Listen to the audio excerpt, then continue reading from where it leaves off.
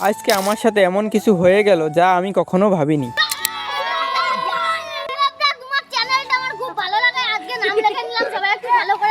বন্ধুরা, আমি স্কুল থেকে বাড়ি যাচ্ছিলাম, সাথে কয়টা ভাইটির সাথে দেখা হয়ে গেল। ভাইটিরা কি করে দেখো একটু, ভাইটি সবাই একটু চিল্লাই দে তো।